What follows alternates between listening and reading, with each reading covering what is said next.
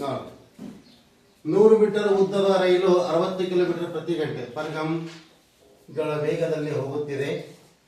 ಅದು 140 ಮೀಟರ್ ಉದ್ದದ ಸೇತುವೆಯನ್ನು ಎಷ್ಟು ಸಮಯದಲ್ಲಿ ದಾಟುತ್ತದೆ?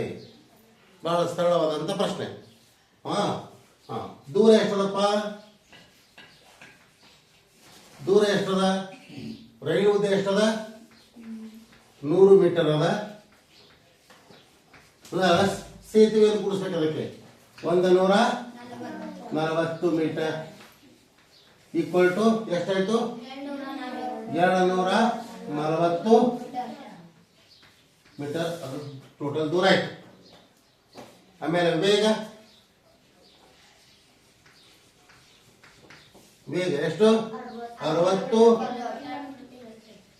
ಕಿಲೋಮೀಟರ್ ಪ್ರತಿ ಗಂಟೆಗೆ ಅದ. ಕಾಲ ಈಕ್ವಲ್ ಟು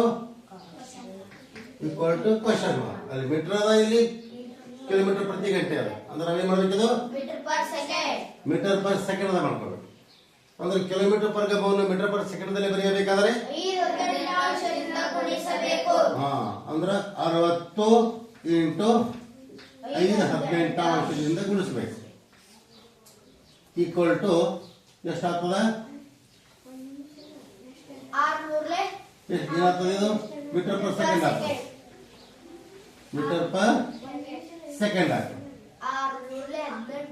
6 3 18 6 10 60 10 5